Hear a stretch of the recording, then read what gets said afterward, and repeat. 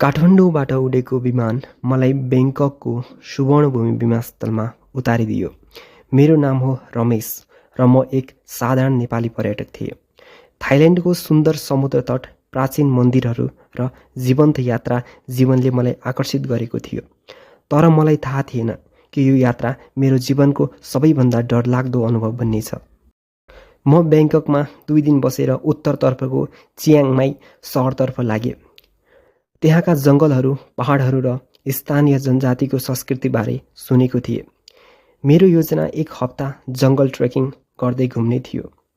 म एक्लै थिएँ किनकि मेरा साथीहरू कामको कारण आउन सकेनन्।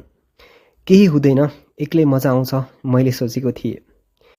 चियाङ माई पुगेर मैले एउटा सानो होटलमा कोठा लिएँ। होटलकी मालकिन एक बुढी थाई महिला थिइन्। उनले मलाई सतर्क गराइन्, जङ्गलमा नजानुहोस्, विशेष गरी रातिको समयमा। त्यहाँ फिस्कारुहरू हुन्छन्, आत्माहरू जसले मानिसहरूलाई लोभ्याउँछन्। म अचम्म परेँ। मैले हाँसेर भनेँ, मलाई विश्वास छैन यस्ता कुरामा। तर उनको आँखामा देखिएको त्यो डर मलाई अलिकति असहज महसुस बनायो। अर्को दिन बिहान मैले एक स्थानीय गार्डलाई भेटेँ। उसको नाम थियो खुन। ऊ एक युवा थाई पुरुष थियो जसले जङ्गलका रहस्यहरूबारे राम्रोसँग जान्दथ्यो। हामीले ट्रेकिङ सुरु गर्यौँ। जङ्गल घना थियो, हरियो पातहरू ढाकेको र बीचबीचमा ससाना झारीहरू थिए। दिनभरि हामी हिँड्यौँ र साँझ पर्दा एक सानो गाउँमा पुग्यौँ। त्यो गाउँको नाम थियो बानमाई, एक पुरानो थाई जनजातिको बस्ती। गाउँका मानिसहरूले हामीलाई स्वागत गरे, तर उनीहरूको व्यवहार अलिकति अनौठो थियो। उनीहरूले राति घरबाट बाहिर ननिस्कन सल्लाह दिए।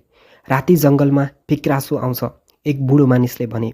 मैले सुनेको थिएँ फिक्रासु एक थाई लोककथाको भूत हो जसको टाउको मात्र उड्छ र शरीर छुट्टै हुन्छ। यो रगत खान्छ र मानिसहरूलाई मार्छ, तर मैले यसलाई मात्र एक कथा ठानेको थिएँ।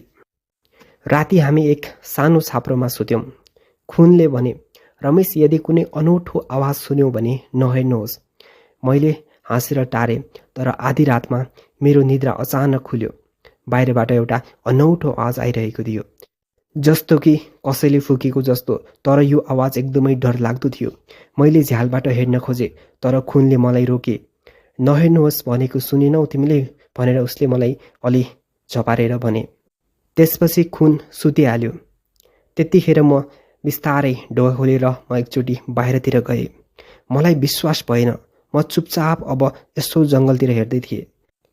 जङ्गल अन्धकार थियो। चन्द्रमाको प्रकाशले मात्र अलिकति उज्यालो दिइरहेको थियो। टाढाबाट एक उज्यालो देखा पर्यो, जस्तै कि कुनै लालटिन जस्तो देखिन्थ्यो। नजिक जाँदा म स्तब्ध भएँ। त्यहाँ एउटा टाउको मात्र उडिरहेको थियो। उसको आँखा राता थिए र त्यसबाट आन्द्रा झुन्डिएका थिए। यो फिक्रासु थियो। यसले मलाई देख्यो र नजिक आयो। मैले भाग्न खोजेँ, तर मेरा खुट्टा जमेका थिए। अचानक खुन आए र मलाई तानेर भित्र लगे। मैले भनेको थिएँ नि, ऊ चिच्यायो। त्यो रात हामी सुत्न सकेनौँ। बिहान भएपछि हामीले गाउँ छोड्यौँ, तर मलाई लाग्यो कि यो सपना हो। हामी जङ्गलको गहिराइमा प्रवेश गर्यौँ। दिनभरि हिँड्दा खुनले मलाई थाई लोककथाहरू सुनाए। फिक्रासु एक अभिशापी महिला हो। ऊ भन्दै थियो उसले आफ्नो जीवनमा धेरै पाप गरेको कारण मरेपछि यो रूप धारण गरेकी हो। यसले गर्भवती महिलाहरूको रगत खान्छ र बच्चाहरूलाई चोर्छ। मैले सोधेँ, के यो साँच्चीकै हुन्छ? उसले भन्यो, हो, मैले आफ्नै आँखाले देखेको छु। साँझ पर्दा हामी एक पुरानो मन्दिरमा पुग्यौँ। यो मन्दिर खण्डहर थियो। वर्षैदेखि कसैले यसको रेखदेख नगरेको जस्तो देखिन्थ्यो। चारैतिर बाँदरहरू थिए, तर उनीहरूको व्यवहार अनौठो थियो, जस्तो कि कसैबाट डराएको जस्ता। हामीले त्यहीँ क्याम्प गर्यौँ। राति फेरि त्यही आवाज आयो। यो पटक नजिक थियो। मैले मेरो टर्च लाइट बालेँ र बाहिर हेरेँ। टाढा जङ्गलमा एक छाया देखेँ, एक महिलाको शरीर, तर टाउको विहीन। यो फिक्रासुको शरीर थियो, जसले आफ्नो टाउको खोजिरहेको थियो। म डरले चिच्याएँ। खुनले मलाई चुप लगायो। यो शरीरले हामीलाई छुन सक्दैन, तर टाउकोले हामीलाई मार्न सक्छ। हामीले मन्दिरभित्र लुकेर रात काट्यौँ। बिहान मैले मन्दिरको भित्तामा चित्रहरू देखेँ। यी फिक्रासुका चित्रहरू थिए। यो मन्दिर त्यसै आत्माको शान्त पार्नको लागि बनाइएको थियो, तर कसैले यो मन्दिरलाई तोडेको थियो। त्यसैले उसको आत्मा यताउता भट्किरहेको थियो। हामी अघि बढ्यौँ, तर अब मलाई लाग्न थाल्यो कि यो आत्मा हामीलाई पछ्याइरहेको छ। हरेक रात आवाज नजिक आउँथ्यो। एक रात हामीले एक सानो छाप्रोमा शरण लियौँ। आधी रातमा ढोका ढकढकियो। मैले सोधेँ, को हो? बाहिरबाट एक महिलाको आवाज आयो। मलाई भित्र आउन दिनुहोस्, म भोको छु। खुनले भने, नखुल्नुहोस्, यो फिक्रासु हो। मैले ढोका खोलेको थिएन, तर अचानक ढोका आफै खुल्यो। भित्री एक महिलाको टाउको उडेर आयो। यसको मुखबाट रगत बगिरहेको थियो र आँखा क्रोधले राता देखिन्थे। त्यसले मलाई आक्रमण गर्न खोज्यो।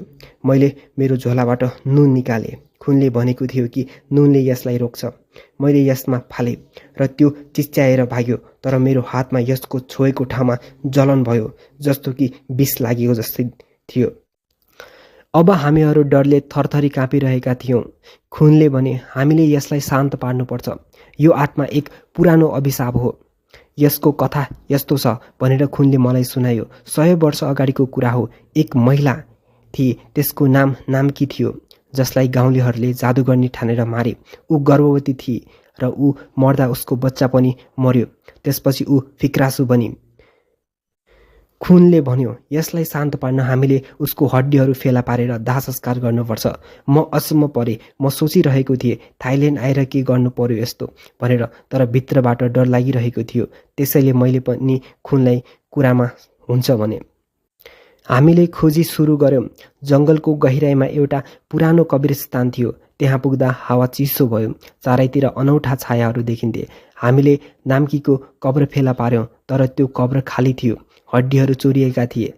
मैले कसले चोरेको होला भनेर खुनलाई सोधेँ। खुनले भन्यो, सायद कुनै जादुगर्नीले हुनुपर्छ।